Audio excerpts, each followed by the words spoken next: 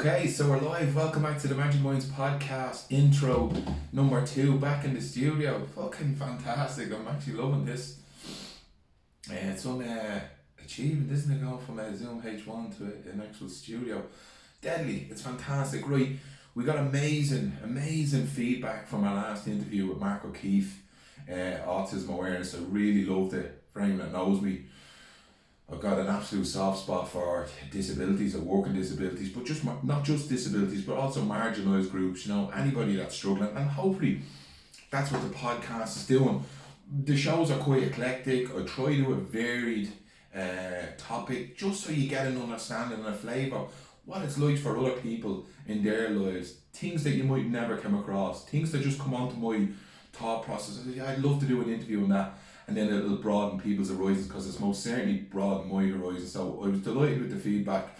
We got some amount of attention on Facebook, but it's not all about that. It's not for the attention. It's for the awareness of that cause, the awareness of the podcast, the awareness of all the other episodes that are there that people might be able to. It's like a archive, I think, of little nuggets. So yeah, spread the word. Tell people about our podcast. Tell them about that interview. If anybody that's struggling around autism or any kind of disabilities, to check out our podcast, because there's some absolutely belters. And I'm not just saying that, but I really believe in the episodes that we've done. We've 64 now, so yeah, that was an absolute cracking one. Our interview today is with Ken Doyle. Do you remember the band Bagatelle, Summer in Dublin? Well, he's a friend of or he's a family member of Frank. Frank gave me, we done an interview with Frank Fears, my friend. We've done an interview with Frank. Frank has been a friend of mine over the years. We keep in contact, and he said to me, do you know what, Ken Doyle would be a man. Get him on the podcast. He's a cracking lad. He's a cousin of his. Brilliant stories, and he didn't let us down. Oh, it was fantastic. Went out to his house and done the interview, but 20 minutes into, I realised that the camera wasn't rolling. I had the GoPro back then, and I was on my own, and you know, doing all the setup, and I didn't press it properly, and we're after going through it. I mean, done 20 minutes of absolute brilliant interview, and then all of a sudden realised that the thing wasn't fucking recording. But he was pure superstar. Didn't bat an eye. He's like, let's do it again, and we went over it again. I asked the same question, but we went down a whole different road, and fucking totally different stuff, but just equally as brilliant. So I didn't feel like I lost, and usually I'd be kicking myself, there was lovely nuggets in there, but I remembered some of the stuff that we covered, and I kind of circled around and went back, and he answered them, and it was just cracking. And talked about his life in Bagatelle, his love for music, and it really shone through. And there's lots of people I've talked to over the last number of years that do things purely for the love of it. It's not money driven, it's not fame driven. He just absolutely loves music. He just loves playing instruments. He loves being in a band. That's just part of his DNA, it's part of his blood, and you could smell that off him. He just oozed in. It was fantastic. Very inspiring for me. Very, very powerful. I loved it. Like, I just love talking to him. If somebody talks to me, whether into the Bible, cars, boats, airplanes, and he got so much passion, I do be in awe of them, and that was like that for me. And then he finished off the interview with telling me that there's ghosts in his house, fucking ghosts. I nearly shit myself. So yeah, there's ghosts in the gaff. He lives in Bray. He told me a few stories around that. It's a cracking interview. Hopefully you enjoy it. Yeah, get in contact. Let us know what you think of the interview. Send us your comments or any kind of feedback. We really appreciate them. So that's that interview. Where are we at now? Yeah, as always, thanks to Noel Riley, Rooney Media Graphics. Absolutely love the work that they do. If you need any graphic design, check them out. They're absolutely sound. He done me backdrop. He does our artwork. He is my best mate, so I will stand over and endorse any work he does, because he's a legend. And he also was instrumental in starting this podcast. He reviewed me interviews at the start. He gives me constant feedback about how I do things, whether it be the videos, whether it be a setup. He's always like plugging away in the background, helping me out. So he's not only a mate, but he's a mentor, and he's a good egg. So check out Real Media Graphics. Also check us out on Facebook. We're doing loads of vlogs. I've been throwing out videos. I've done a couple of interviews at the Liberties Festival for Halloween there a couple of weeks ago. And I've done about 19 interviews, just asking people what's the magic of the Liberties, and the fucking crack I had was brilliant. The nuggets of gold that I got with the people that I interviewed was deadly. We throw them out on social media, so give us a follow. on social media, on Instagram or Facebook. You can add me as a friend, or you can add our Instagram account, that's at Magic Minds Podcast, or mine is at Matt Burke 1976. Add us, we really love to get our followers up. Again, it's not about the affirmations or the followers. We really want to spread the awareness, because I do believe in the interviews we've done. I've got some cracking interviews coming up like this one, then I've a biodynamic psychotherapist next, and then we've got a couple of Liberties legends coming up. So yeah, we've got some cracking interviews, so I'd love to get the awareness. So it's always about spreading the message. And same with the videos I do on social media that I throw out my own thoughts. These are just a collection of the readings, the work I've done on myself, the interviews. There's some really good vlogs. How do you call them vlogs? We call them vlogs. Vlogs, yeah, they're with pearls of wisdom that I have acquired from other people, and then I'm just passing on. It's just a shared learning, you know.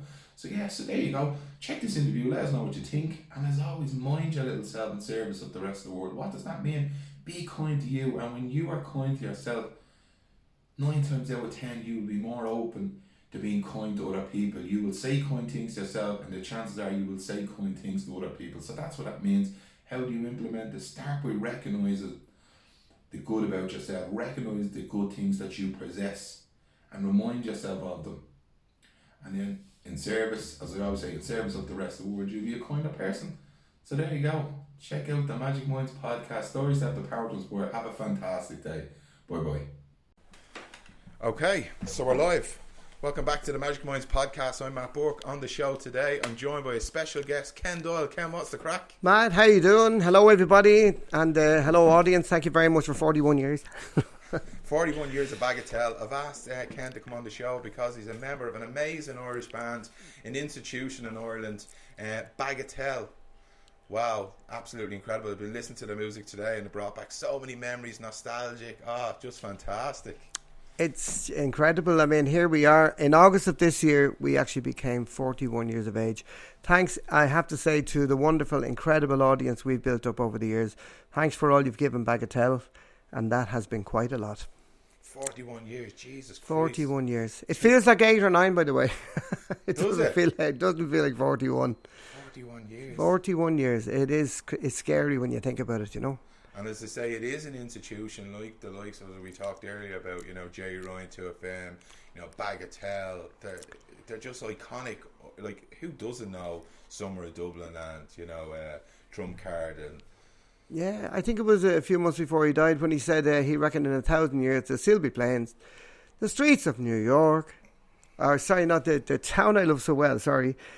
The fields of Athenry and Summer of Dublin. So, thank you, Jerry Ryan. You were a good man. He was a good guy, wasn't he? As I said to you earlier, I used to listen to him when I worked in a butcher's, and it's just the memories. And he was just an ordinary decent skin, wasn't he? Really, he was an ordinary guy. As I heard them saying, he never had a program prepared. He just let it happen, as in automatically. He wasn't one of these guys who was worked out. He just let it happen. You know, let it unfold as he was going on. But we did a when he was a very young guy in RTE, we did a thing in the Top Hat in Dunleary. That'll tell you how long ago that was. And it was called Non-Stop Pop, and he was introducing it, and we had a great bit of skit with him down there, introducing, saying very gorgeous looking fellas and all that. He was saying to us, you know, he was a character. Taking a piss. Before we get into, and I meant to ask this earlier, is there a song or a film or a period in your life that's very significant to you that you'd like to share with me? There are so many, and I really mean that. People, when I'm being interviewed from time to time on radio, they say, what's your favourite song? I said, that's an impossible thing to answer. There's so much incredible music. There's so much music that has influenced me. There's so many songs that mean so much to me. I couldn't actually pick one. There's so much, you know, there's so much out there. Everything. From trad music to Steely Dan to Nat King Cole's, you know, it's just there's so much. Is it mood dependent? Is it based on? No, I actually, you know, the funny thing, when you play music, you don't really sit down. The only time I'd listen to music is when we're travelling in the car, I'd put in. But at home, I'd be watching documentaries like the History Channel or Discovery or stuff like that. But I wouldn't be listening to music so much at home. But on the way in the car, I do listen to music.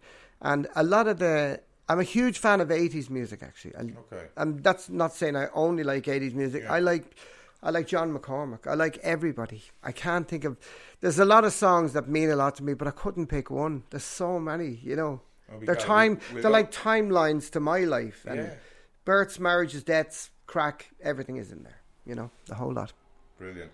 So before we get into the Bagatelle and all that stuff, give us a little insight to life before that, what you were doing before you got into Bagatelle, and what led you up to music, or where did the love for music and that period of your life, where did that come from? Give us a history. Well, when I went to school in Christian Brothers, and they were absolute savages to me and to my classmates as well. I still meet some of my classmates out there, and we recount some of the horrible tales. I couldn't wait to get out of school, so I was out of school, I think by about 12 or 13 I was gone.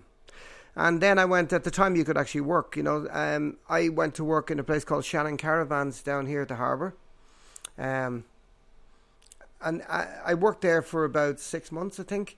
And then after that, I left and I got a job working for the late Porrick Savage, who used to own Savage's Garage, and his brother, himself and his brother were good friends of mine, lovely guys as well. Both of them are now deceased, unfortunately. And from that, the station master at the time, Sam Benville, used to get his car filled up there with petrol. And he said to me, "You're wasting your time. Why don't you come over to me and you get a job on the railway?" He said, you could become an engine driver, you could become whatever, a guard on the train. He said, "You won't get anywhere here." And I said, "Well, actually, that's very good. I'll take you up on that." So I went over, and he set me up to work in Killiney railway station when I was 15, I think. And I have to say it was a great thing for me. I loved it. I'm meeting all the people up there. At the time now, you mean the really grand people were the most regular people, like Mr. Jameson from Jameson Whiskey. He'd come down in a kind of a red tweed suit with the hat and everything, a big moustache, and what a lovely man, you know. No matter who he was with, he would always acknowledge you, where some of the other people would acknowledge you when there was nobody around, and when they were with friends, they kind of go, "Oh, your man," you know. What is that all about with people? Like, I can't get my head Mr. around that. Packin and Walsh, all these double-barreled name people, they were all there, and the people, the kind of higher end were the most normal people, if you know what I mean. Yeah. They were great. But I became friends with them all. The hotel up there, the Killiney Court Hotel, I became friends with Niall Kenny, who owned that at the time. And I had great times with them, with the staff and everything, because they used to get the train all the time. But music was always there. And where the music really started was my mother sang all her life, you know, till she passed away when she was 80. Throughout my life, she sang. She sang when she was pregnant on my brother, Jerry, and he's very musical as well. And I think the music came from her. My old man would sing when he'd have a few drinks on him, and he'd sing Danny Boy or one of these things. Or songs from when he was in the army in the emergencies, you know, Steady Boys and Step Together and stuff like that. But when I was a very young guy, about maybe 6, he was a very handy man, and he was going out to work for a man up the road. People used to ask him to do things because he was so good with his hands. He was really good. He was a brilliant carpenter, all that stuff. Wood turning, he could do anything. And this man called Mr. Emerson asked him would he come up and fix something for me. So he said, "I said, can I go with you?" And he said, "Yeah, come on." I went up and working away for Mr. Emerson and giving him pliers and hammers and stuff like that. And the next thing, I was being a curious young kid. I walked around and there was a shed at the side of the house, and there was a piano. So I was tinkling away on the piano. And Mr. Emerson came out to my father and he said to him, "That young man of yours is very musical." He said, "Do you want that piano?" And he said, "Because we're trying to get rid of it." And he said, "Well, if you don't mind, if you don't want it." He said, "No, I've been trying to get rid of it for weeks." So we got a friend of ours with a van. The piano was brought to the house, and then everybody used to plink and plonk away on the piano, you know, to figure things out and stuff like that, and try and play the melody of the songs that you'd hear on the radio and maybe Radio Luxembourg and all that, these hit songs from back in the day and all that, with Pete Murray, the DJ, and all these people. And that's really where everybody around the house kind of started to play music. But we weren't really playing. We were just kind of tinkering with stuff. I loved music so much, and music was such a part of my life. I never thought about actually playing it for real. You know, it just never occurred to me, because I'd want to hear the Beatles' latest thing, the Stones, what are they coming out with now? All these great bands, Manfred Mann, you know, what's the offering now? And one day, my brother Martin Doyle flutes, he's a flute maker now down in Clare, and he sells his flutes all over the world, very high-end stuff. All the champions use his flutes. He brought home an old banjo he got off a guy for a couple of quid, and he started playing traditional tunes on it.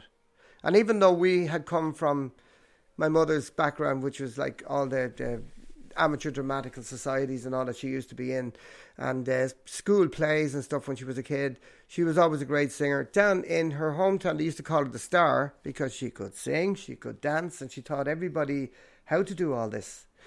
But he started playing traditional tunes on the banjo, and when he got good enough, which was very quick, we used to go around to places like the Dublin Hotel, Jim Doherty's Tavern at the time, Jim Doyle's, the Eagle House around the corner, all these old bars, Harbour Bar, and we used to play the traditional, well, he'd played the traditional tunes, and that's the first time I saw a mandolin, and I'd never seen a mandolin up close and personal before, and I said, I love that instrument, I love the sound of it, because the double strings was lovely. It's a lovely sound off the mandolin. Beautiful sound. So I went around Dublin looking for a mandolin. They never heard of a mandolin.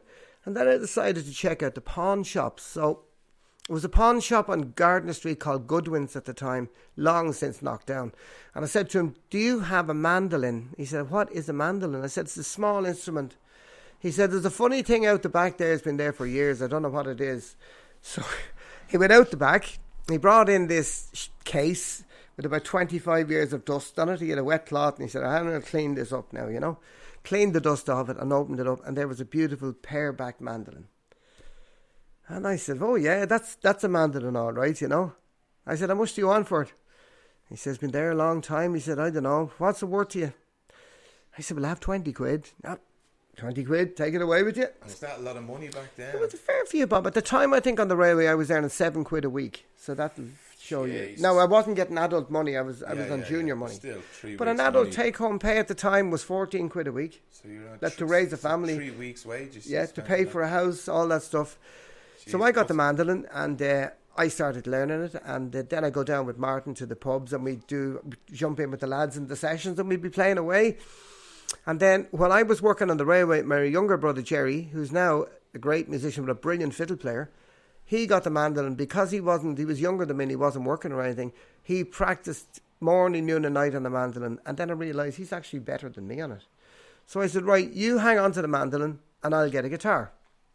And there was a friend of ours over from America, he was heading back, called Bob Denton, and he had this beautiful Ovation guitar, which is round back like a parabolic shape, like your ear type of thing shape. Yeah. He owned a helicopter factory from the place called the Carmen Corporation, as in now the guy who designed the guitar, and he was a guitar player as well, and he made these Ovations, and they're still huge. Glenn Campbell used to play them a lot, and he sold me this guitar, and I had only got 30 quid saved at the time. He said, look, when you get the rest of it, send it over to me. But I said, you're going to be waiting 6 or 7 months. So I don't care. Send it over in 6 or 7 months. I gave him the 30 quid I'd saved. He gave me the guitar. And sure enough, 6 or 7 months later, I sent him the balance over, and he sent me back a beautiful letter to say, man, you've no idea how good your timing is. That 30 quid saved my life when I got it. So it's great. I still have the Ovation down there, and it's a beautiful guitar. And, you know, because I'm kind of working with the band and playing bass and that, and I have so many guitars and so many basses, it's very hard to even play it these days. You know what I mean? You just don't get time. Yeah. So that really was it. And then we had a band called the Doyles, and myself, Martin and Jerry used to go around, and we used to be asked to play at the old folks, you know. We used to be asked to play at different things. They'd hold stuff in the Royal Hotel. We'd be asked to play it, and we played with everybody.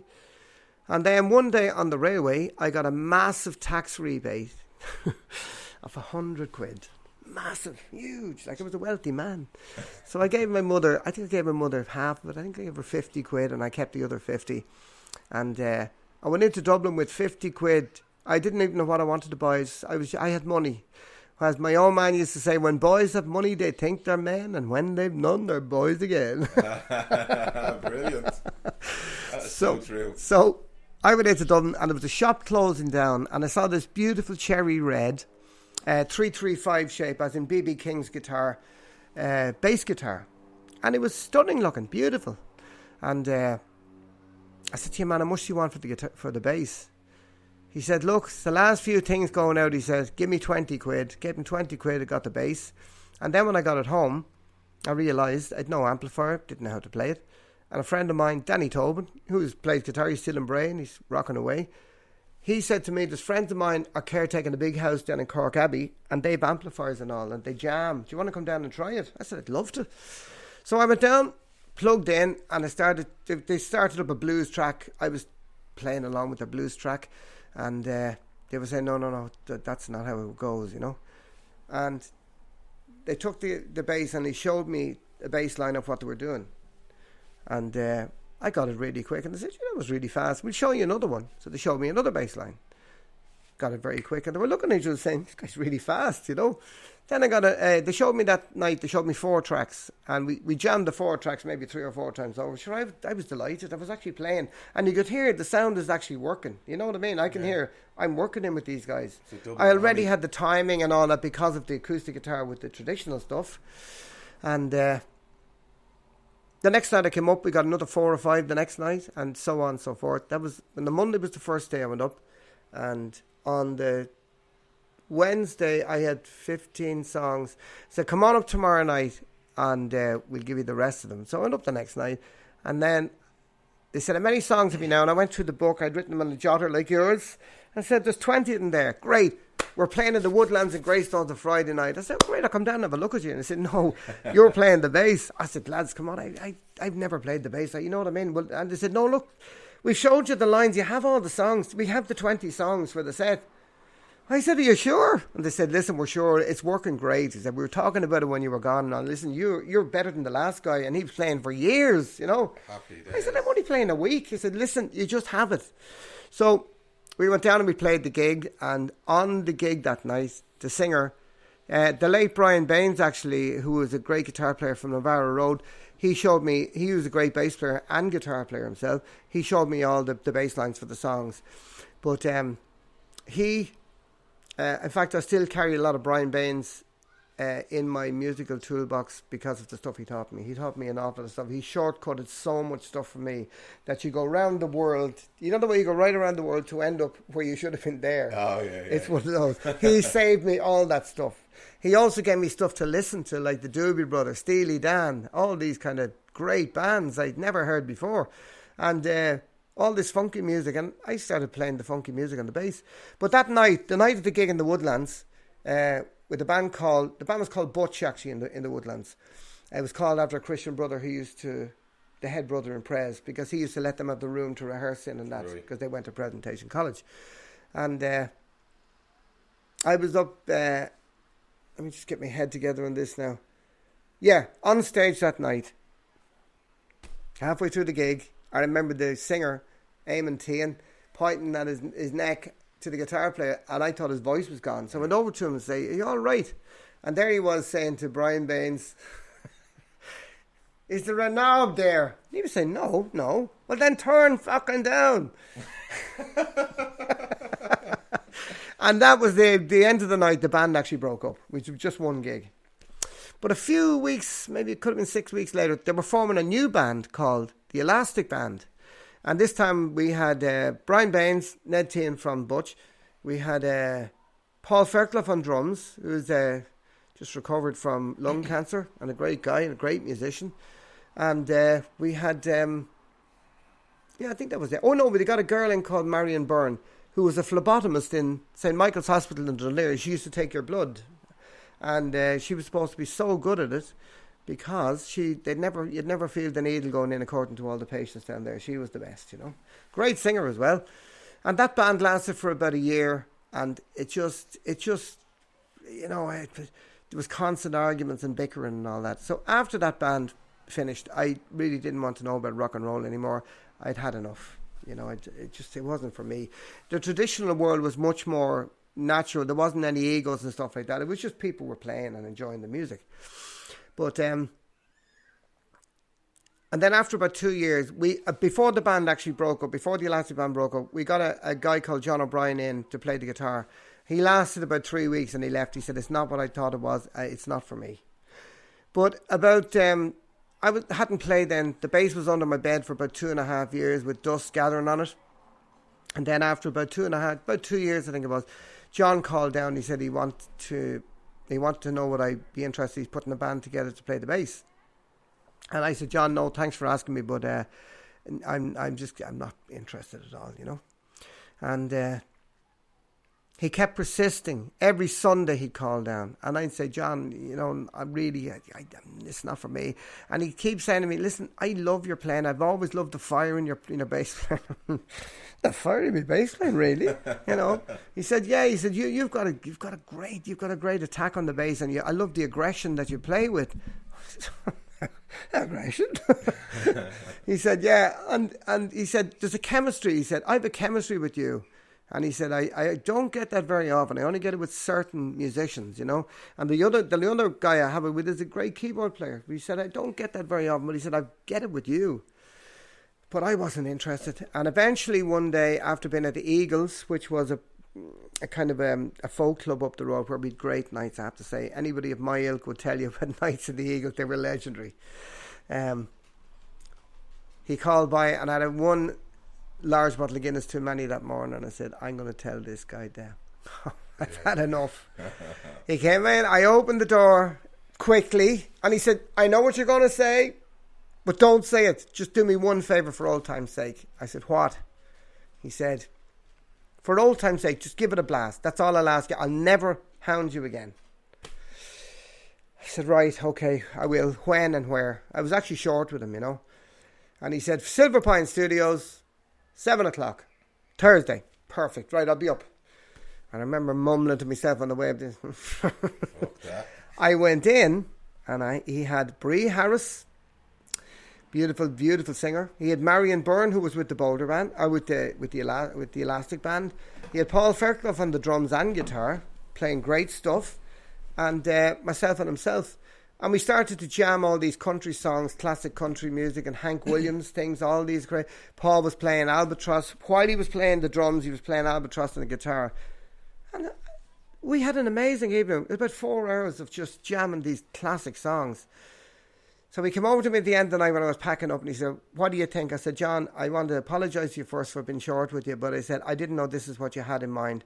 Thanks for asking me to join. I would love to join the band. I said, this is different to what I thought it was going to be. It's a hell of a lot different to the Elastic Band. Yeah. And we played that band for 2 years. We travelled around. We did everything. We did gigs all over the place, and it was great. But eventually then it just got... There was a bit of a bickering in the band, and John said to me one day, I'm actually starting a new band. Are you interested in joining? I said, absolutely, yeah. So he got together, and we got a band called Bagatelle. And only for John O'Brien, there would never have been a Bagatelle. There would never have been a Boulder Band. He started the whole thing. There would never have been 41 years only for John O'Brien starting the band. John was the most well-read man I've ever met. He was an intellectual. I always used to say to him, you're over-designed for rock and roll. You should be a university professor. And long before there was Google, we used to call him the Oracle. Whenever you wanted to find anything out, he was so well-read, you just phone a friend. We used to ring John. John! Yeah, no problem. Well, now there's 2 of these and all this stuff. I remember one day we were in the car heading somewhere, and something came up about Mongolia. There was a question about Mongolia, and we asked John about Mongolia, and he said, inner or outer? That's how well read the guy was. Wow. He was an amazing guy. He was an incredible musician. One of the songs, he wrote some beautiful songs. You know, Nowhere. He wrote... One of the songs he wrote, Liam collaborated with him on it, but he actually wrote the most of himself, which was Terry Wogan's favourite Bagatelle song, was Love Is The Reason. Yeah, and he wrote that. Brilliant. And we used to do it in the Boulder Band, but he did, Liam added a little section into it, so he cut him in as a co-write on it, you know. But that was Terry's. Terry always used to say, oh, a great band from Ireland, Bagatelle. Here's my favourite Bagatelle song, Love Is The Reason. So he gave us a lot of great fun. Whenever you get the royalty checks and you see BBC, it's like, whoa. So the Bagatelle went off in there. He had Marion in Bagatelle first. We had the female singer who was in the Boulder Band. One of the singers. She was with us for a while. Eventually, she left the band. She married the guy an American guy called Bob Precious, who used to do the door for us, and she eventually married him. She wanted to marry him, and they moved over to America. She became an heiress over there, I think a millionaire heiress, because I think they bought a pub and they developed a chain of pubs, and I think they're gone now, they split up, but I heard she's back gigging around Connecticut. She's back gigging again, you know. She raised a family and that. I met her one time when we were coming back from the States. She was on the same plane when we were coming back from one of the tours in America. Great singer, lovely girl. Very lovely looking girl as well. Very Spanish looking, you know. But eventually when she left, we had a decision to make. What are we going to do? At the time, she was the lead singer in the band. We were just backing her up in that. Yeah. And Liam said, well, I write a few songs. Oh, do you? He said, I do. And we went up to John O'Brien's house at the time in Sugarloaf Crescent, and on a white upright piano, painted white, with candlesticks on it, out of tune, he played Summer in Dublin. Wow. I heard it and I said, did you write that? And Liam, yeah, why? Do you not like it? No, I said, I do like it. It's not Baby, I Love You. It's actually very interesting. You know, I know all these places you're singing about, you know. And, I had no idea that it would turn into what it's turned into. But I heard it and I thought, wow, this is very interesting. And I also said, you've got a great voice, you know. He had a very distinctive voice as well. So we started jamming a few things and we decided, right, here's what we'll do. We'll give it a shot. We'll give it a try, see what happens. So we got a gig booked in a place called the Twilight Zone in Fermoy. And it was the first time the four of us were actually going to go down and do a gig and we didn't know what to expect. And on the way down, the accelerator cable broke in the van. And me being a MacGyver, probably from the old man teaching me all this stuff and being handy, I had to cut a lump of wire off a fence down there. Apologies to the farmer. Attach it onto what was left of the cable and feed it up through a hole in the floor to be the accelerator. So one of the guys was driving and he'd say, right, let it down, pull it up, and that was the acceleration to change the gears. We got down, we were late. The guy down there, his name was Bernie, and he ate us at the front door and he said, you'll never play for me again and I'm not giving you the full fee because you're late. You know what I mean? Mm-hmm. And we said, look, I don't want to hear an excuse. If you're not set up in there in 15 minutes and playing, you can pack up and head off.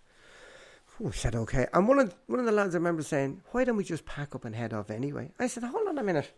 My hands are manky from getting there. We've come all this way, played the gig. We've never heard ourselves play properly in front of an audience. And the other couple of guys as well, not just me. We said, okay, we'll give it a go. So we set up as quick as we could and we, tuned up and stuff on stage. And then it was 1, 2, 3, 4 and away we went. And the audience were very hostile at the start. It was slow hand claps and all. After about 20 minutes, they kind of got us. And Jesus, the next thing they just erupted and the place went wild. And we were looking at each other saying, thank God for that, you know. Yeah. So Bernie came over and he said, lads, I want to see you in the office. So we went into the office. And he said, I just want to tell you, you won't be playing for me again. Not because I don't want you. You guys are going to be huge. I said, really? He said, I'm sorry about that, but he said, I was getting shit from the audience when you guys were late. He said, I wasn't expecting to hear what I heard, but he said, look, you guys you're going to be huge. He said, I want to show you a few photographs here. He said, there's my band. I was in a show band. He said, look at my guitar player. The guitar player was Rory Gallagher. You know, I can't remember the name of the band in Fermoy. And he said, we've played all over the place. He said, Rory used to sleep with his guitar. He just was such a music nut. He loved his guitar. And you go in to get Rory up in the morning and the Strat would be beside him in the bed, you know. But, and the strangest thing about that whole thing was, that was actually the start of us knowing that we actually could do it as a four-piece. Because other than that, we didn't have a clue. We didn't know what we could do. We just knew that we could play and people would like what we did, you know. But as for Bernie and the Twilight Zone, about 6 months later, Bernie shut the doors and left the place exactly as it was, just like the Twilight, like a scene from one of the Twilight Zone things. And himself and the wife just packed it all in, gave it up. And about 10 or 12 years ago, we were playing in Fermoy and he came in with his wife and we got him straight away and we just played a request for him. And the poor devil, you know, I'd say about 6 months later he died, you know. But that was a tale in itself as well. That was another tale. Yeah. You know, talk about a great perfect name for the pub, the Twilight Zone, and then he did a Twilight Zone. He locked the doors. and really from there on in, we were going to Cork for like 40 quid. You know, ourselves and two lads who wanted to be roadies, we'd give them a couple of quid each. And by the time you get back, you'd have nothing. Like, we were just doing it to promote the band. Right. And then, one night in Toners in Bagot Street. Or a pub. Yeah, down in the cellar, which they closed after the Stardust fire because there was only one way in and one way out. Right. If a fire happened there, you'd never get out of it. Actually, a couple of things happened there. One night we were playing there in Toners, and these guys came up and say, "Oh, we love your music. Your music is great." And we said, "Oh, thanks very much." And they said, "We are the band from ABBA. We are playing in the RDS." Said, "You guys are ABBA? Jeez, you know." No way. And we met Ruger Gunnarsson, the bass player and all. Jesus said, "Man, I love your bass. I've robbed lines, your bass lines, you know. Lovely guys. Like, there's 3 of them there." And then another night, one of the lads came in and said, "You're not going to believe it. There's a guy from a record company out there who wants to meet the band after the gig." So after the gig, we went and met him, the late great John Woods from Polygram Records, and he brought us across to a place called Burgerland across the road, and he bought us a burger, chips and a Coke, and we thought, man, this is the highlight. We've made it. And John said he loved what we did. He's been to see us a few times incognito. He just came in and had a listen because he heard that we were very good. And he wanted to do a record. I said, great. So the battered transit that we had headed off on the ferry, and we went down to a place called Battle in Hastings, where the battle took place, to a live-in studio, and we recorded the first album, which was recorded, mixed, strings went on in Abbey Road Studios, and the whole thing was done and dusted in like 4 days. The whole thing. Wow. For no money at all. Produced by a fella called Chris Harding. The guy he produced before us was Bing Crosby. A lovely guy, I have to say. Wow, that's fantastic. It was amazing. And we were over in London, and we decided we'd stay over here. And there was a fella called Lou Rogers, which was the father of... she had a Eurovision thing. Clodagh Rogers' father. He was a man from Northern Ireland. And he used to book the American air bases in Europe. So he gave us a gig on all the different American US Air Force bases all over Europe. We did about 7 or 8 of them. And you had to do 4 hours a night. We did everything. We did 4 country roads, 1 day at a time. Because you had to fill 4 hours is a long time. We did every song we could think of. Put another log on the fire. We did everything. It's 4 a.m. and what's more the dawn, and country music, anything at all. If I had to do it for much longer, I would never have played music again. It was like slavery. It was horrible. Right. And it was an amazing experience, because when you go in, you'd have the Danish, the Norwegians, the Luftwaffe, the German Luftwaffe, the British pilots, the soldiers, all the different armies all over this huge place. And next thing, these guys came up, and they were British soldiers, and they were saying, "Hey lads, how's it going? You know, what are you having to drink?" And they were having a few drinks with them and that. And they were Air Sea Rescue. And they were saying, "We served up in Northern Ireland." Said, "Remember one day we got knocked on the door and opened the door. There's a guy in a balaclava." Was like, "Oh shit." And he said, "You're all right. We know what you're doing here. We're not going to touch you." Because it was Air Sea Rescue. You know what I mean? Yeah. He said, "Jesus, the shit was written down my leg." He said, lovely guys. And we had a great bit of crack with them. And everywhere we went, because they heard you speaking English, they'd come up. Because, you know, over there it'd be kind of, you know, mostly all the different languages, you know, a bit of a problem. But it was very interesting. The most interesting one was a place called SHAPE, which was Southern Headquarters at Allied Powers Europe, SHAPE. And it was the size of Bray. It was bigger than Bray, the whole town of Bray now. And every possible tank, armoured car, you name it. And that was the first time ever that I experienced what it was like to live in America, because they fed us and all, and they say, "You know, what are you having?" And we say, "Well, what have you got?" "Well, do you want a steak?" Saying, yeah, okay. The steak would come out, it'd be bigger than that computer. She couldn't eat all this, you know. That would do 5 people. Like, we were looking to get a burger at the time. But it was hard work. There was a few bob in it, but nothing, you know what I mean? It was just subsistence money. It meant you could actually... You know, you could actually eat out and stuff like that. The only thing is we wanted to stay out of Ireland just to give it a break for a while. But when we came back, we suddenly realised Summer in Dublin was starting to take off. It was getting radio playing. We were saying, "God, this is great." I heard Summer in Dublin on the radio. And we were down in Minnie's in Dungarvan was the first gig we had when we came back. And we played Summer in Dublin, and we got a standing ovation. And we looked at each other as if to say, "What is this?"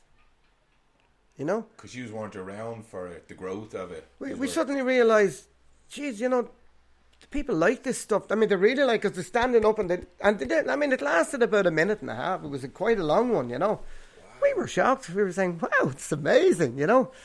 And from there on in, John Woods put us in touch with Oliver Barry. Oliver decided to manage us because we had what he wanted. Have you a record? Have you got an album? With all the stuff. He said, right, I'll take you on. And when Oliver took over, everything just went skyward, you know. No more 60 quid down to Cork or anything like that, you know. I remember the first gig Oliver did, we went to Kilshimock and we got 1,000 quid for the night. And we were shocked.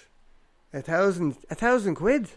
For the band? For the band, for the whole band. In 1980, that was a fortune. Jesus. Fortune. Now, he got his cut. I hate to take his cut. But even to get 1,000 quid, like, that was... Now, by the time we paid the PA and the roadies and all, I mean, we probably got about, 120 quid out of it each, which is amazing money, you know. Savage. And like going to Cork, the whole lot of us for 60 quid, and suddenly you're getting 120 quid yourself, you know. It was amazing. So really from there on in, the next thing John Wood said, I'm setting you up with this producer called Gus Dudgeon. He produced all Elton John's albums. So we went over, we met Gus Dudgeon, and Gus said, yeah, I like that, right. Your songs are way too long. I'm going to have to chop half them out and all that kind of thing. We were thinking, because we'd be so used to playing them. Yeah. But we understood after a while what he was talking about. He said, you're not going to get airplay. If your song is more than 3.5 minutes, you're not going to get airplay. They won't do it, you know. If it's too long, they'll fade it. You know, they won't put it on. There's not enough airtime and there's too many songs. So we said, okay, we get that. So he produced our second album with all these second violin and all on it, you know, and trump card and all these songs. And that became a huge seller. You know, it was a massive seller. Unfortunately, 10 years ago or so, Gus was driving home with his wife on the motorway in England and he fell asleep. And the car went down a ditch and flipped over into a dike and the two of them were drowned. And it was tragic because he produced all this Yellow Brick Road, Madman Across the Water. He produced all these great Elton John albums and a lot of others besides. He produced loads of stuff, you know.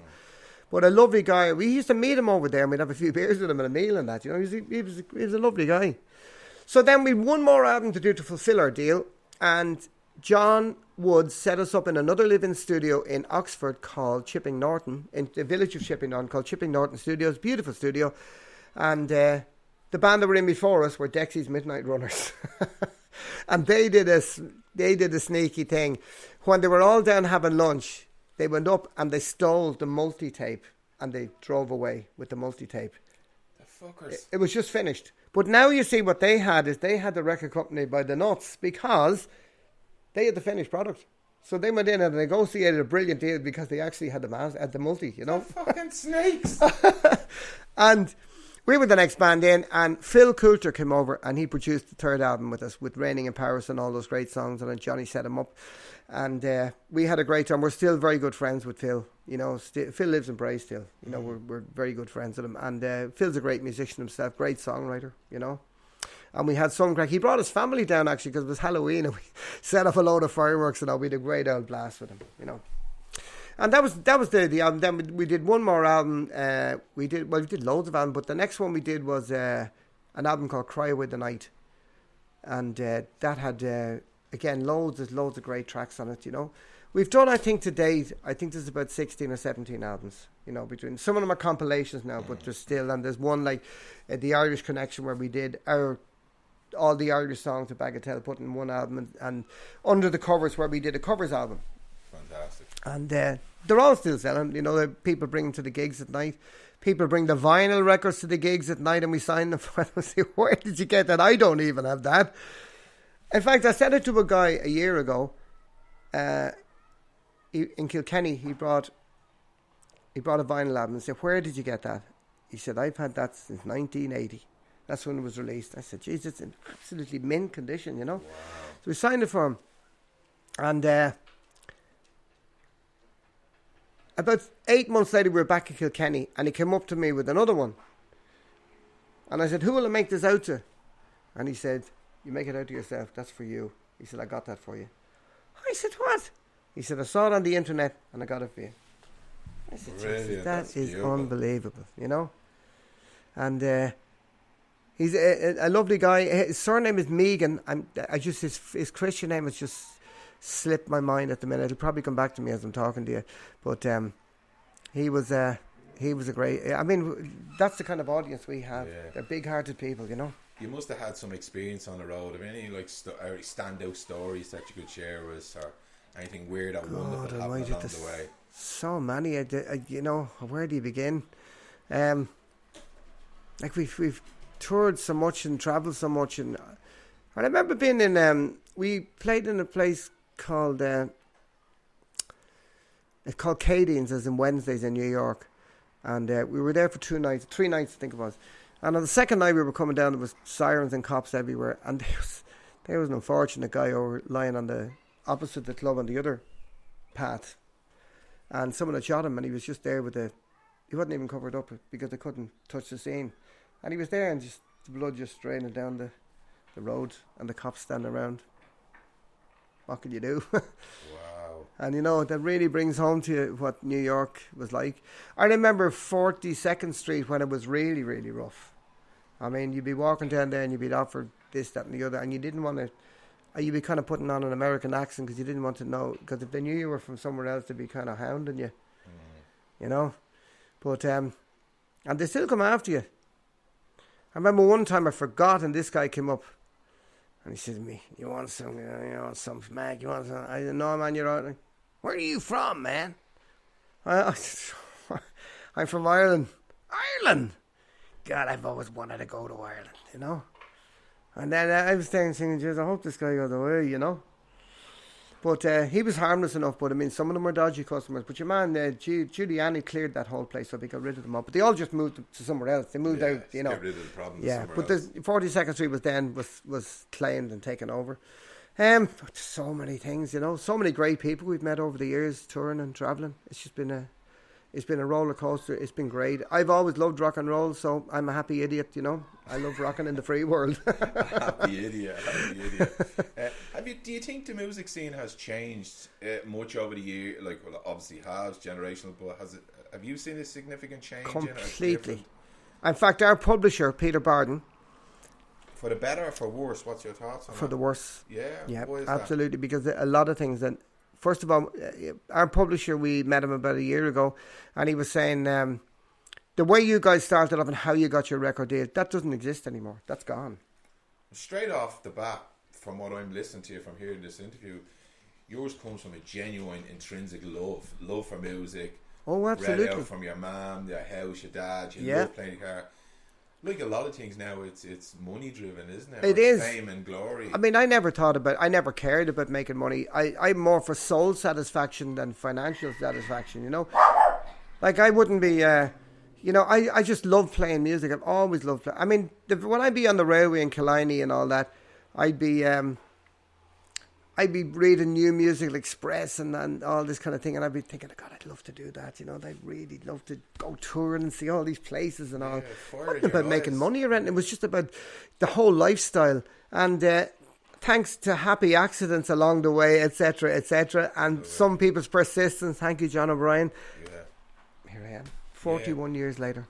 And I just want to go back, because we the camera wasn't working earlier, and you told a beautiful story, and it's very significant. I want to go back to it. You told me about playing down on the railway and kids coming down and you were jamming and you told them to bring a guitar down. Just quickly go back over that. I know, because we talked about it earlier, but it's really important and I love it. Yeah, when I worked in Killiney, all the young kids in the area, you know what I mean, they'd come down and they'd say, do you mind if we go in and have a smoke in there? You know, they were smoking, you know. In the days, there was no real taboo about smoking cigarettes. You know, it was cigarettes now. You know, these were the young lads. And at the time, I said, not at all, go in there, you know what I mean? And they'd be in there hiding around the corner and they'd be smoking cigarettes. And I said, do you got a guitar anywhere? I said, yeah, my sister has a guitar. I said, go on up and get it and we'll play a few tunes, you know. And I still meet them to the present day, and they come up and say to me, they were the best days of our lives in the station with you down there, and hiding in Killiney Station, smoking a cigarette. Because they were trying to be, you know, they were like young lads trying to be adults, you know, that kind of absolutely. way. Absolutely, but they're lovely memories of an adult. Well, I have to say, it's great to hear that they have such good memories. They say, we used to love, we say, come on, we go down to Ken, you know, if we're bored, and I would say, come on, we go down to Ken, and we'll bring the guitar down. And I'd be learning songs while I'd be telling them, and I'd, you know, Eagle songs and stuff like that. And they'd be saying, God, that's great. You know, someone would say, show me how you do that. And I'd be showing them chords and stuff like that. And it just was an amazing time. I remember actually the station master, I don't know how this happened. I was walking off the train from Killiney home for lunch, and he was coming up the platform. And I said hello. He was a lovely man now, Sam Benville, a gentleman he was. Big, tall man, really tall, actually very General de Gaulle looking. He had that kind of, he was obviously French with a name like Benville, you know. And as I was going by him, he said to me, how are the ballot sessions going? And I went, how did he know? Yeah. You know what I mean? He was talking about the things down the station. Yeah. But I'd lock up the station sometimes at night because I couldn't get the last train down, because when the last train left, I'd have to lock the station up. Right. And I'd have to go all the way up to Ballybrack and get the bus back. It's just one of these stupid things, you know. Instead of saying, lock the station up and get the last train down. Yeah. Or the last train this way. No, the last train, the other one was 5 minutes later this way. I had to wait till to lock the station. But I used to lock the station, but I think sometimes when the young lads were there, I'd probably forget to put the lights off. So other people see the lights on, they'd say, you know, your man's still there. And they may have seen the young lads going out, you know, after, because I'd head up there. We'd stay for about an hour. I mean, they'd be there for about 2.5 hours, but an hour after the last train, we'd probably hang out for another hour, and then I'd go up and get the bus from Ballybrack. So the lights will be on all that time, and maybe someone ratted me out, man. And when I get you, I'm going and really, as I say, it was great time. We did the Purty Loft there recently, and had a couple of them come up and say, Ken Doyle, they were the best days of our lives, I swear to you, you know. They're memories. Yeah, but they were great, you know, and they were innocent days, you know. It wasn't like, there's no innocence really anymore. It's a different world, and there was a huge amount of violence and shit like that. There was none of that back then. They were lovely guys, you know. They were great. Great young lads. And they were all like from, you know, like from very good backgrounds and all, well heeled. I'm not going to mention any names, but they were all, you know, like you'd know their parents were from like name companies and all that, you know. But they were lovely guys, lovely young lads, you know. What words of wisdom would you have for anyone that's in music now, or getting into it, or going to follow a passion? What would you say? Well, the only thing I would say is definitely follow your passion, and if you're fortunate enough, as I have been, to have music in your life, you're an extremely lucky person, whether you never made a penny out of it or not, you know. And if you want to play, I mean, I would happily play music for recreation, you know what I mean? Not so much on my own now, but if there's a few people who wanted a song or two, I would happily do it just for the crack. You know what I mean? The other thing about it is, what killed music as well is technology. Because now you can download, when someone makes an album for, I don't know, 50, 60 grand, and the record company put that money in, and then people download one track for 99 cents. They can't make the money back. So what do? They don't pay for albums anymore. They don't give you advances anymore. No. Like, well, we remember one time we got an advance of $5,000, which is going to come off your royalties. Mm-hmm. They won't give you that anymore, because they could do an album. They won't even record an album with you unless you're extremely lucky and you're Simon Cowell's prodigy or something like that. They're not going to do it. That's why the music business. And you know, when we play at night, the amount of people, young people who come up to ask, can they play before us? They don't want any money. They just want exposure, because there's nowhere for them to play. But I have to tell you, the standard of music out there is astonishingly brilliant. Is it? Yeah. Unbelievable. I'm telling you, I've never witnessed anything as good. I watch them and I listen to them every night to see how good they are. Incredible singers, brilliant musicians, great songs, original songs by these. And they really have to, though. You really have to up your game if the catch is quite small, and now if you're not going to be seen, you really have to upskill. But the problem is, there's no way of upping your game, because there's nowhere for them to play. There is nowhere for them to play. You know? I mean, really, you very rarely see a band in a pub anymore. You might see one guy with a backing track or two guys. You won't, because they can't afford to pay them, number one. And number two, bands are expensive, you know? I don't know, like, I mean, unless you're extremely lucky and you're extremely talented, you know what I mean? In fact, I don't even know if that's enough. I really don't. That's how bad the music business is. Totally on its knees, and they're not investing. You know, they don't pray for happy accidents. I tell you what, I've always said, and I still stick by it, I feel very honoured to be born in the era I was born in. I was born in the 50s. I experienced when rock and roll happened, and I experienced all that. And I was down here, and all these teddy boys would be around. I have these things they used to call brothel creepers. You know, brothel creepers. Before that, you see, everyone had these leather shoes. Yeah. You could hear them creeping around the brothels. creepers. But then, you know these Shawaddy shoes, the big crepe sole things, right? I have a pair. I have them for the last 10 years. I love them. I wear them on stage. And they see you could sneak around the brothel and no one knew. I remember when I was a young lad, my father saying to me, we were walking up the Meads Road, which is behind me here, and my father saying to me, come on across the road here. And I say, why? He said, just come over here. Why are we crossing the road? And I said, why are we crossing? I said, there's Teddy boys coming down. The next thing, there was 5 or 6 guys came down, and they had the Edwardian coats, the duck's arse haircut, the drain pipe trousers, and the brothel creeper shoes. And I was there in my little brown box pocket corduroy suit with short trousers, because no one had long trousers. Long trousers were a rite of passage then. You didn't get out till you were about 12 or 13. You only got into long trousers. And I was looking at these going by, and I was saying, they're Teddy boys. And I was saying, At the time I was saying, I like that. I love the shoes, you know. So I eventually got a pair about 10 years ago online, and I think they're great. Brothel creepers. I'm going to get myself a pair of brothel well, creepers. Well, next time I'm creeping around the brothel, they won't. Not that we're advocating anyone goes to brothels or brothel creepers, but they look good. I remember actually, when we were in the Bagatelle years ago, it's just sometimes people ask you, where did the songs come from?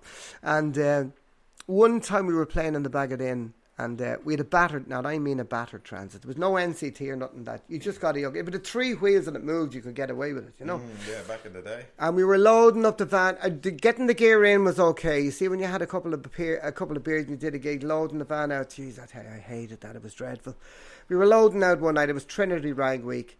And there was what Lugs Brannigan used to call street hostesses, the ladies of the night. Street hostesses? Street hostesses. That's what he used to call them. He used to look after them. He'd make sure that no one bet them up, or he'd go over and he'd beat them up. And Lugs was a boxer, you know. He was I've seen him operate down here, because Bray was a tough town back in the late 50s, early 60s. And they used to go around in a van, the boxing team.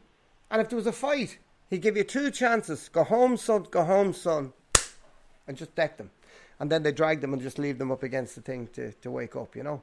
I mean, you'd be jailed for it now, but that's the way Lugs operated. And but with the street hostesses, he used to look after them. And if anyone was messing or haggling with them, he'd go over and he'd put them straight. And we were loading the van anyway, and Trinity Rag Week, and there was 10 students, and they were hanging around these 2 street hostesses. And they were saying, come on, how much do you give us a good rate for the 10 of us? Come on. You know, and one of them said, go away with that, you students. We know you all balls and no money. And that's where the idea for Leeson Street Lady came from. Was it? Yeah. All balls, no money. All balls and no money. Actually, some of those lads are probably solicitors, politicians, barristers, architects, you know. You wouldn't know. They were students back in the day. Young apprentice drinkers, you know what I mean? A couple of beers and out at the head. But that's just one idea. It's just a bit of crack, you know, for where that came from. And really, the rest has been a series of it's just been an amazing blast. It's a total and absolute series of happy accidents.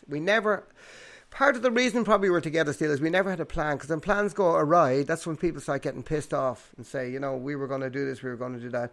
We never had a plan. The audience gave us the plan. That's why I say 41 years, thank you for all. Deadly. Like me meeting you was a happy accident. I was put on to Frank by a friend of a friend. Me and got Frank. Frank's interview was fantastic. What a lovely guy. Me and Frank became friends. A few things has happened. I'll tell you after the microphones are off what happened. That all good. Mad stuff happened. He rang me one day and said, you wouldn't believe what happened to me. Hopefully I'll get him on the podcast to talk about it again. And then I bumped into him in the gym a couple of weeks ago, and he says to me, I know a fella that you should interview, Ken Doyle, and he's in Bagatelle. I says, you're fucking joking me. I love that band. And then I'm here now with you sitting in your front we were on Bray, and I used to work in Bray. It's gas. About 6 weeks ago, he was out with his wife, you know.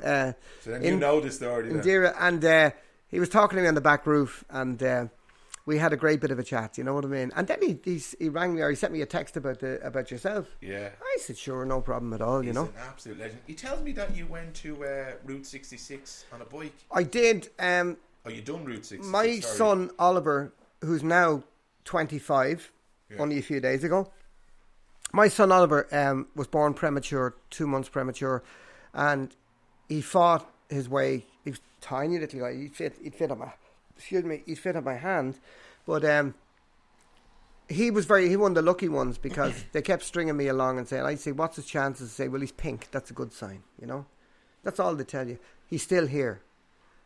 You go in the next day, he's pink and he's still here. That's good. They couldn't give you what odds, you know. Yeah. But after they did all that, then his eyes were all over the place. One eye was up here and the other eye was down here somewhere. When you'd be giving out to him, his eyes would be rolling around. I'd have to go down to the kitchen and just laugh because it look, you know. And I'd be saying, you can't do that, Oliver. And I said, I'll be back in a minute. I'd go out. And I come back in and say, you're not going to do that again? No, all right, go on, you know. You know what I mean? Yeah. We were over on holidays one time in Portugal and he came over to me and he said to me, Ken, that lad over there is after calling me cock-eyes. I said, don't mind him. What is cock-eyes? I said, don't mind him. So we went into Temple Street, but he wanted to get his eyes straightened out. So we went into Temple Street and Temple Street measured him up and all that and said, right, we're going to do the job. So he went in and they did an amazing job on him. They straightened his eyes out and changed his life really completely, you know. And another happy accident. I ride motorbikes, you know. And I was on the old Harley Ironhead Sportster I have, and I was up at Tesco. And I met a friend of mine whose son was in school with my older son, Wayne. And he said to me, Ken, I never knew you were on the bike. He's a paramedic, Paddy, you know, Paddy Burke. And I said, I'm on bikes all my life, you know. He's not a Scottish guy, is he? No, he's There's a Scottish guy who used to work in a Martello. He's a paramedic and he's on bikes. No, he's a guy with kind of gingery hair and, you know, lovely guy, Paddy. But he said to me, he's a friend of mine looking for people to go down Route 66 for Temple Street Children's Hospital. And I said, well, Paddy, let me tell you this. I wanted to do Route 66 since I was about 14 on a motorbike. And I said, the other thing about it is, Temple Street, after all they've done for Oliver, just tell me how high you want to jump, I'll do it. You know what I mean? He said, right, give us your number and I'll get him to ring you. And 2 days later I got a call from this guy saying to me, how you doing? My name is Tony Toner. I'm the road captain for Route 66. I said, oh, right, yeah, how you, Tony? And he said, I have a couple of questions for you. Have you a full motorbike license? I said, I do. How long have you got it? Oh, I said, Jesus, forever, you know. He said, have you got a criminal record? I said, no, I'm just lucky I haven't been caught yet, you know. He said, right, how healthy are you? I said, I'm very healthy, actually, you know. I said, I pound the hill every day with the dog and all. I'm actually good, you know. He said, right, okay, this seems to be all in order. He said, I'll tell you what, next Sunday, be down in Portlaoise at the fire station car park at 12 o'clock. I went down to Portlaoise and they said, right, you had the cones there. And they said, right, go on, do the cones up that way, over that way and back this way. So I did the cones, you know. He said, there's nothing wrong with your riding as well, you know. He said, you're fine, you know. And we're actually the best of friends and have been for years after that. We just hit it off. Like I've been to his birthday parties and everything. He's like family member now. And whenever we're playing in Dublin, he comes out. But he's the guy in charge of the whole thing. And, excuse me. Brilliant.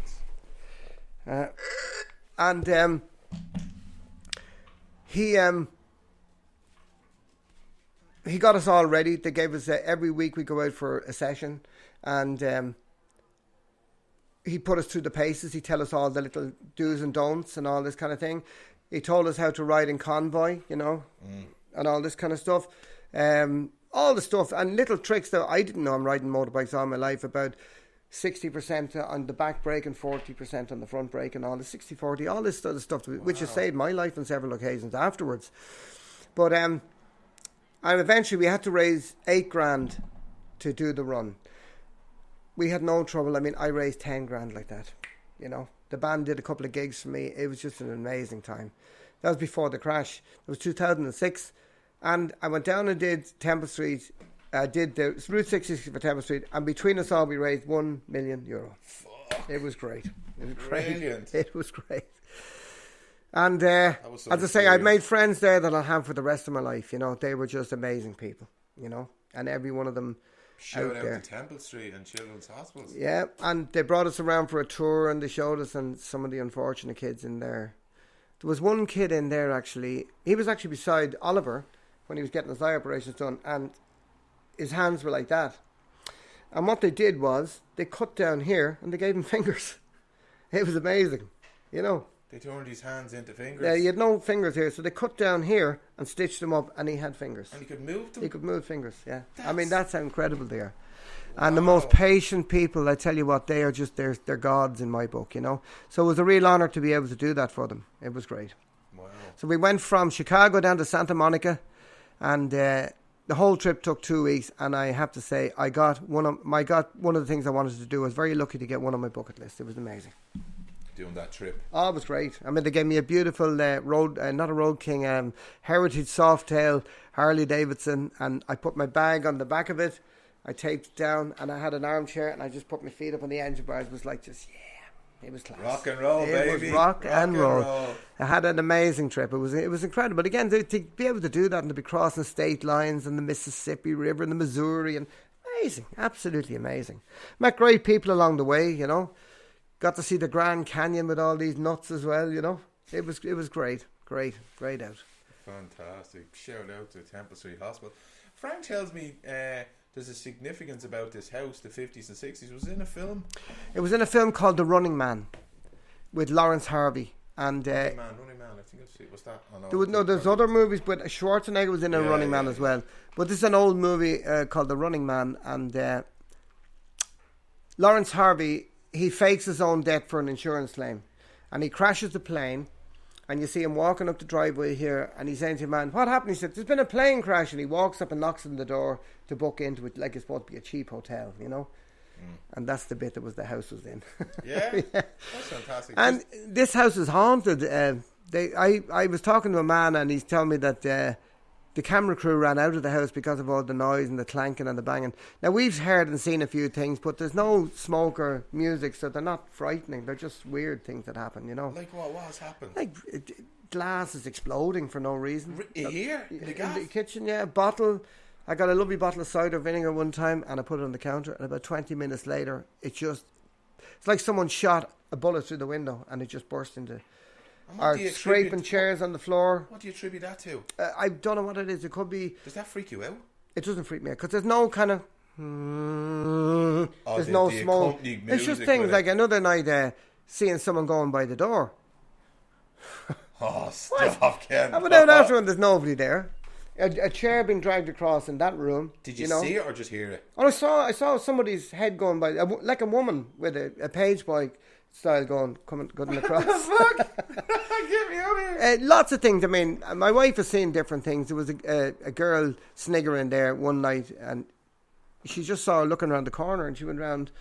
One night there was this is the first flat I ever had, is this actual room, and my brother had the flat next door, Jerry.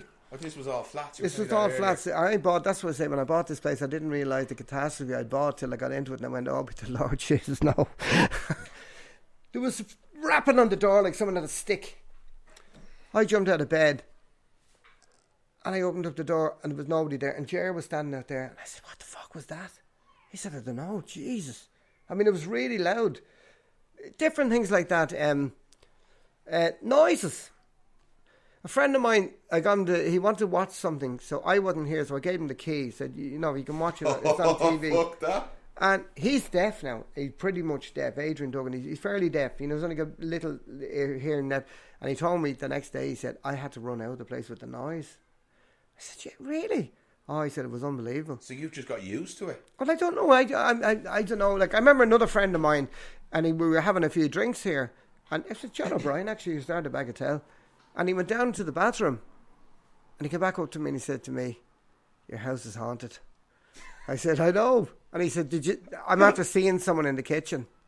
I said, is it Jerry? No, he said, it's not. He said, he's dressed in an old pinstripe, double-breasted suit, he said, and he didn't last long. He said, this house is haunted. I said, well, I know that, but I've never really seen that, I've just heard noises, I've seen things, and stuff disappears from time to time as well. You can never find it, We used to put a glass of wine at Christmas for the ghosts and say, well, yeah, come out and fucking join us for a drink, That you don't even bat an eyelid on that. I would be shit. It isn't. I tell you, there's one weird thing. That room downstairs with the lads use, right? Yeah. There was an old, someone had taken the fireplace out of it. There was an old, you know, these modern red brick things that looked dreadful. There was one of them in it. So I said, that is going straight away. And I was up the north. There's friends of mine up there, and they have a big antiques place in Moy, Lawrence and Margaret Toomney. And they're beautiful antiques up there. And I was up there and I saw this beautiful fireplace, and the tiles were all gone. All the tiles on the sides were gone out of it. And it was full of paint. And I said, Lawrence, come on, do me a deal on that now. Oh, God, that's a fine one. He said, there's lovely heads and all on that. That's a good one. I said, come on. He said, I'd look. He said, give me £100, you can have it. I said, okay, I'll do it, you know. Bought it for £100. They had Anne actually at the time got a medium. Someone said there's a medium friend of mine, and she's going to come in and have a look around the house. And she came in and she froze in different places. Ooh, I'm freezing here. There's something here, you know, and all this kind of thing. And there's all sorts of stuff like that. This woman's mad, you know. And she came up with a scenario that the mother used to take a nap in the afternoon, and the daughter let the boyfriend in, and something happened, and she found out or something, and she knocked over the candle and the house went on fire, and the mother died from her injuries and the burns and all this. And now I don't know whether that, I don't know, like, you know, I've no idea. But that was her. But what did strike me about the psychic was, I had the fireplace outside, and she said to me, it's a lovely fireplace. Are you putting that in or taking it out? I said, I'm actually putting it in. And she said to me, have you any tiles for it? I said, no, I'm actually going to be looking for tiles. She said, I have a set in the boot of the car. I said, have you? I went down, and there's these beautiful hand-painted Victorian tiles in the car. The exact tiles for the fireplace, I bought them off her for £50. And I'll tell you what, they're just, that to me now was more of a psychic moment than what she went through. You know what I mean? To me, that was psychic. You know? Happy accident, eh? Yeah. Another happy, my life has been a tapestry. That's fantastic. I'm not nervous. Probably if the lights were off and it was dark and my imagination started getting the better of me or something. Like, there's nothing spooky about the house. It's not freaky. It's actually lovely. Well, Just to give a backdrop for people, we're in Bray. We're on the seafront. It's where Ken lives. It's a beautiful kind of, would I say, Victorian time. It is Victorian, yeah. Beautiful. This beautiful house was built. House. It's amazing. It's beautiful curtains. This house was built in the worst year of the famine, 1847. So that'll show you someone had money back in the day. But no, you know, to me they're not scary things. But then some people see other things that others wouldn't see. Like, I do remember one night I was in bed and I was reading a book and I fell asleep. And next thing, the door opened. I didn't know I'd fallen asleep, but the door opened slowly, and this this girl of about 10 comes in with kind of blonde hair and an old style night dress. You know, the ones with the kind of puff sleeves on them down to here. Jesus, and she was soaking wet. It was wringing wet. And I could hear her feet suction on the floor as she was walking towards the bed. And I remember trying to push myself out through the back wall. Now, the walls are about 3 foot thick here, you know. And I woke up with a start. I just was like, Jesus. And she had that kind of funny kind of quizzical... She had a funny kind of quizzical smile on her face. You know, like, I don't know whether it was good, bad, or menacing and all, but I woke up and I thought, geez, that was so realistic. You know, it was weird. But about 5 years later, I was over in London at Halloween. We were playing over there, and I called out to my sister's house and my niece. And they had all this Halloween stuff out there. And on the plate was exactly the same face of the girl that had walked into the room. And then someone told me that they had someone told me that girl, that there was actually a child in this house years ago, according to local, that went over there and drowned in the sea. She got up in the morning and went across the road. Probably like that unfortunate girl in Kuala Lumpur, you know? Yeah. Went across the road and sorry? Yeah. And that's how you pass the key out to people. I love it. Now I don't know whether it's true. I met a man, the neighbour of ours I grew up beside. I hadn't seen him for years. I met him. He's unfortunately deceased as well. And I remember seeing him in Dunstores in Chorus Court. And he said to me, "Where are you living these days?" I said, "I'm living down in the house on the Strand near Jim Doyle's." "Oh," he said, "the haunted house." I said, "Well, yeah, it is a bit." He said, "Do you ever see the ghost?" I said, "I've seen a few things and I hear a few things, all right, you know." He said, "I'll tell you what, the next time you see the ghost, you say, 'In the name of God and His blessed mother, can I do anything for you?'" And I said, "Eddie, if the ghost saw us, he'd say, 'In the name of God and His blessed mother, can I do anything for you?'" Do you a favour. And that's it. But reputation has it, this house has been haunted for, God only knows, you know, for forever, you know. Fucking hell, you are rock and roll. Like, you're bulletproof. Like, But you know what, it's not like, I mean, it's not like scary stuff. See, there's no music, there's no smoke, there's no, you know, with these big, like, drones of cellos and that. There's nothing. It's just like, things happen. There's noises, there's scrapes, you know, there's bangs, you know, things like that. But there's nothing, you know. fair play to you. We've often said, "Reveal yourself." Come out, wherever you are. And we always say, "Give us the lotto numbers, go on," you know. What's your Cavan connection? My Cavan connection is my mother and France's mother were sisters. His mother was Angela, my mother was Rosaline. Yeah. And they were from a place down in Cavan called Mount Palace. It's just beside Mount Nugent, which is another interesting place. It's actually originally, the monks came down there from Italy. The Augustinians, the Cistercians, I think. And they came from Italy, and they came from a place called Montepulciano. And when they moved down there, it was called Montepulciano, but it turned into local use as Mount Palace, you know. And that's where they're from. And they're, my cousin down there, his son and daughter, and my other cousins, they're all extremely musical people as well. Amazing music in the family. These are only young lads. I think Darryl's gone about 15 now or something like that, but he is a stunning musician on banjo, guitar, bass, anything. He's great. His sister's great on keyboards, whistle, fiddle.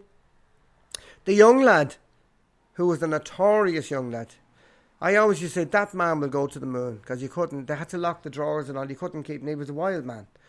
He's now the singer, and I tell you what, look out, Freddie Mercury, there's someone taking your place. He is an amazing young lad, and he's only about 8. Really? And he has all the actions and the voice and everything, you know. He's brilliant. So I'm just saying, like, it's there. It's definitely on both sides of the family. Because my other side, the Doyle side as well, they're all amazing musicians. All my cousins and all. Brilliant musicians, you know. Did you and Frank used to hang out as kids, or was there any shenanigans between you two? No, we used to call down there the odd time and just, you know, like, we just call in. But that would only be for a few hours, you know what I mean? We never actually... we called to see the cousins in Ballyborough, but, you know. But we never... I hang out more with my cousins down in Mount Nugent and the Rock and all that. It's a real rappery kind of place where they were. The Rock, you know, like, yeah. When you hear the Rock, it's almost like you think of highwaymen up there, you know. Well, some of them are. No, man. But they're great characters and they're very generous people. I have to say, they will do anything for you. You know, they really are great. Yeah, brilliant. Right, I'm very mindful of your time. What's the one thing you would like people to take away from listening to this interview, or your life, or what could you share with them? I've had ups and downs, you know, like everybody else, you know what I mean? I've had poverty days. Like when we were growing up, Ireland was a poverty-stricken country. We had nothing. But it gave me a great desire to... If we had nothing here, like, I mean, I wasn't just not just us. All our neighbours and all. We were kind of united in having very little. But there was a great sense of community, and we always used to help each other out. We go in for the sugar and the butter and the milk. You know, the usual way with the cups and all that sort of stuff. But we had a great sense of community, and I and my brothers and all the people that I knew and grew up have the same sense of community. They've carried that with them. And sometimes when you do things for people and they ask you, why did you do that? They kind of get suspicious and you think, it's the way we were brought up. That's what we did. Everybody helped everybody. You know? And they kind of think, is that it? But you know, what's in it for you? There's a friend of mine in a nursing home. He passed away there. And he used to say to me, you know, would you bring me up to the house? You know, he had a bad crash and he went underneath. He had no seatbelt down because his back was at him. He went underneath where the steering wheel was and really screwed the skeleton up totally, you know. And I used to bring him up and he'd just sit around the house and he'd sit out in the garden and he just kind of, you know, reminiscing because he kind of knew like things were, writing was on the wall. And the woman up in the nursing home said to me, you know that his house is gone or something like that. And you know this thing where they do, you take your house. Oh yeah, and it pays for your It pays for your nursing home. They take a percent, they sell it, and then they just put it into your care. Yeah, exactly. And I said, oh no, I didn't actually. I said, but what's that got to do with anything? Well, she just said like, you know, if you're thinking like that.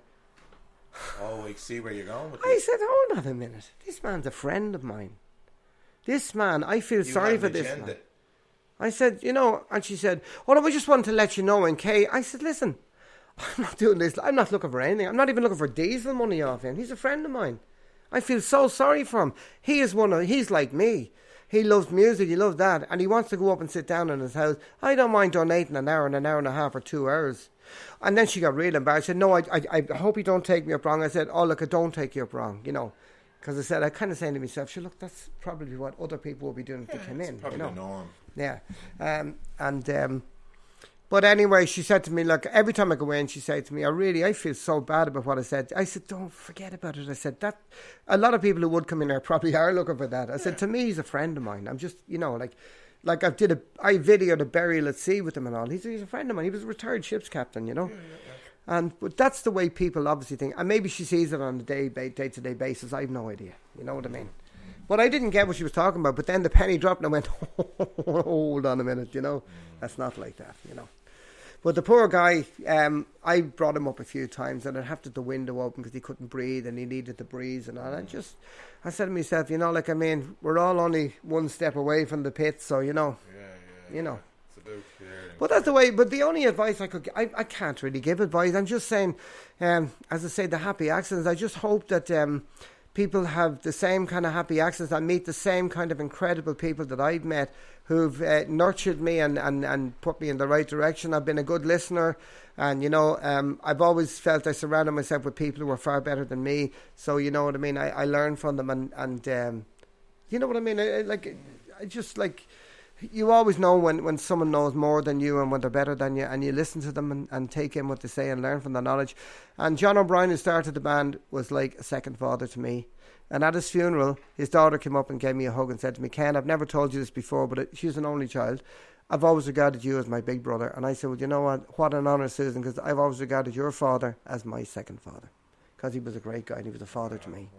And I learned so much from that man. I carry so much of him in my life. You know what I mean? Yeah. Because it was like going to gigs with an open university professor. It was amazing.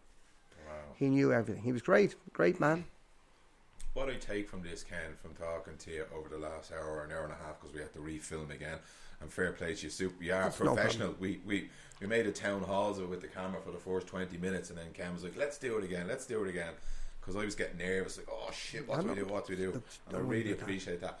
What really stands out to me here now is your love for what you do. It just comes out. You're generally decent skinned, but the love for your profession. And if anyone can take that, and it's only poignant for me at the moment, because I was talking about leaving cert and what should people do and what did I do. If you follow your heart and follow what you love doing, and it's not about money or external rewards, you'll go a lot of the way. Now, it won't always pay the bills, but you know what? You'll be happy, and you seem to be eternally happy.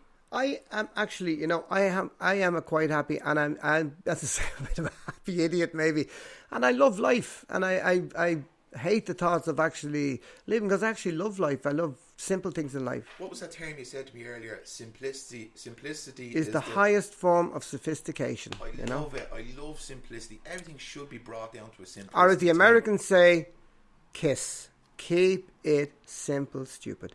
You take any invention, any good pop song, the simple ones always work. Inventions, the simple invention always works. You know, you can have all this stuff out there.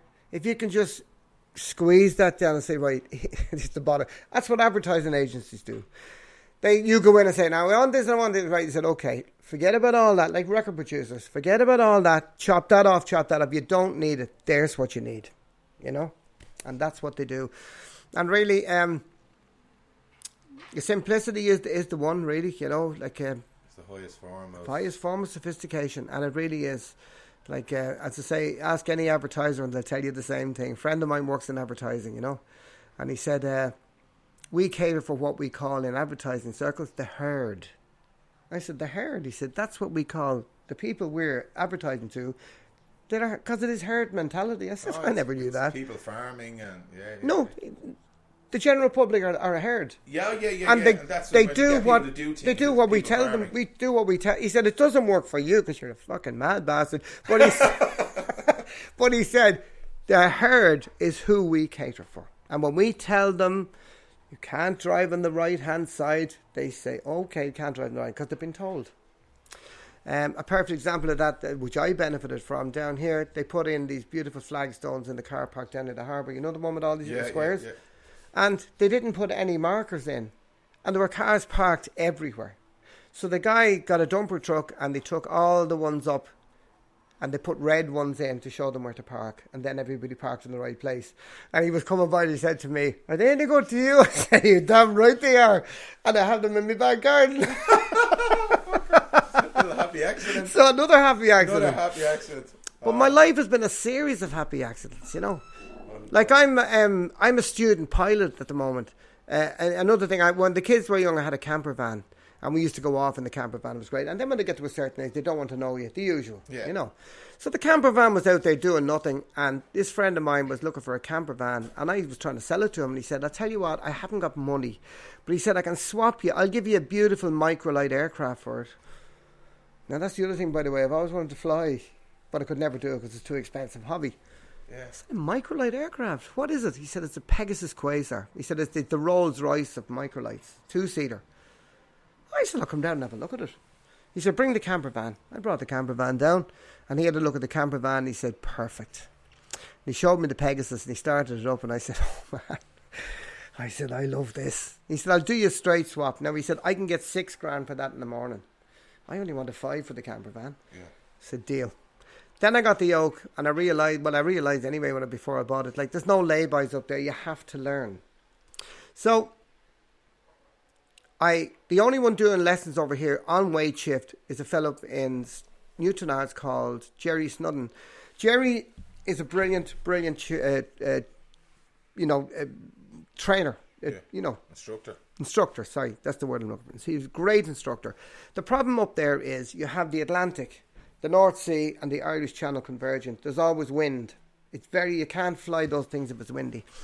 So I looked up online and I saw this thing, Fly 365. You fly all year. And I said, oh, that's interesting. I'll have a look at that. I rang up this guy and I got talking to him. And he said, 25 hours. You need 25 hours minimum. But he said, I'll tell you one thing. The only person I've ever known to get it in 25 hours is my son. He said, I don't know anyone has ever got it. You need more than that, but that's officially what you need. So I said, that's grand. I'll go over and get a few lessons. So this will be my third time over. I'm 11 hours off the 25. But not only that, I met a friend of mine over there. I met a guy who's now a friend of mine who won the Cavan Song Contest from Drogheda called Ephraim Clark. Great songwriter, great singer. I've even gigged with him over there in Portugal. We become the best of friends. And the instructor over there, Malcolm Howland from Lincolnshire, I've become a very good friend of his. And I just have a network out there. Another happy accident, you know. When I go out there, I rent this beautiful villa for €40 a night. He gives me his car, his scooter, and I have a ball. And I go down and gig with him whenever he's gigging. I said, I don't want any money for it. I'll do it. And he borrows a bass off a neighbour and we go down and have the crack. It's just great. It's great. He wants to give me... I said, no, Matt. I know, Effie, that's your gig. I'm on my holidays. I'm doing this for fun, you know. Having the crack. And not only that, but Jesus, I tell you what, he introduced me to the fellow who wrote Fireman Sam and did all the TV shows with him. He introduced me to this fellow called Owen Window, who was the Kiss FM DJ, who interviewed me down there on Kiss FM Algarve and went all over the world. He rang Cliff Richard up and said, "Hello, Cliff, mate, are you around? Oh, you're in Europe. Oh, that's no good. I wanted you down here. I want you to meet a guy from Ireland called Ken Doyle from Bagatelle." And he said, "All right." And I said, "No, if he's down when you're back, we'll give him. If he'll be over again, we'll give him a call." And I said, "Would he have come down?" He said, "Cliff will be down." He was down for Ephraim. He came down when Ephraim was playing. And he said, "I have a friend coming in now. I'm going to surprise you, Effie." Next thing, the door opened. Effie was in walks Cliff Richard. Really fucking excited. And he walked in, and he was doing one of his songs. He wrote a fun song about Donald Trump to the boxer, you know. Yeah. "My name is Donald Trump. No. I inherited daddy's money," and all this kind of stuff. Yeah. Fun song. And there's Cliff singing harmonies with him, and he said it was surreal. Cliff Richard singing it. And then he says, "I'll ring Bonnie Tyler." He rings Bonnie Tyler. Bonnie's not there. She's in Ireland, you know. He knows all these people. And he said, you know, and because he's such a like guy, they would come down if they were there in town, you know, to visit. Wow, what a life. What a life. You know, and it's just, again, happy accidents. It's just, you know, I mean, if you don't try as well, that's one bit of advice. If you don't try, you will never do anything. Even if you fail, it doesn't matter. Try. If you never try, the answer will always be no. That's absolutely. I mean, I'll tell you what, I go in totally open-handed, open-armed. You know, I'm not going in, I've no axe to grind or anything like that. If I want to do something, lucky enough, if it doesn't work with the first person, I'll try the next person. And when I get the person that I will work with, then I'll say, yeah, we'll do it, you know, that type of thing. You know, I wouldn't just say, this is no good, you know, and give up. I also think because what they call the snowflake generation, I find younger people these days, they don't have any staying power. They give up too easy, you know. Like they don't have any staying power. Unfortunately, I know a couple of young lads through my sons who have taken their own life because they broke up with their girlfriend and stuff like that. When we broke up with our girlfriends and it was all puppy love, a kiss and a cuddle in the corner, I mean, we felt shit, but we just sucked it up and got on with it. I mean, it wasn't easy. You know, you're still kind of bruised and all. But you'd never ever think of going the extra mile. I've even written a song about that. It's only a few months old. I haven't done anything with it yet, you know. I've written a song about that. I've also written a song about rehab, because I was in there. A friend of mine was in rehab. I had to go in and give my spiel about which is a very interesting thing as well. And I've written a kind of a hymn as well, like a gospel-y hymn there. And they're just the last three things I've written, you know, like, but they're kind of like, I like to write songs of substance rather than, but I write other ones. I don't like throw away pops as well, but you know, I prefer, for my soul satisfaction, I like to write songs of substance, you know, that people would get something out of and it might help them, you know. Wow, you're a unique man. You have a unique story. You're just a deadly human being. I'm delighted I got the interview. I'm delighted to meet you and just have this conversation. Your gaff is amazing. You're an absolute legend. I tell you what, the gaff, I bought this in '88 and I said 6 months hard work. I'm still working on it. It's but my mother used to say to me when I was a young lad, she used to say, "Blessed are the cracked, for they let in the light," you know? Oh, yeah. And I think it was about 10 when I understood what you were talking about. Yeah. But when I'm up on stage with that, they leave all the announcements to me because blessed are the cracked. Yeah. And when I go out to have a bit of crack with people. People get enough shit in their life day by day, news, prime time. When they go out, they don't want to be reminded of that. They want to have fun. And that's what I do my best to provide. And thankfully, it is that, because I'm the cracked. I'm not self-conscious. I couldn't give a shit, you know what I mean? Like, we're here for a party. Let's go, you know. And it's been working for the last 41 years. Absolutely. Bagatelle, Ken Doyle. And people come up to me sometimes and say to me, "Jesus, you are an amazing frontman. Where did you learn that?" I say, Garda Síochána. "What, the Garda Síochána?" I said, when I was a young lad on my motorbike with no tax or insurance and you were stopped, you had to have a convincing story.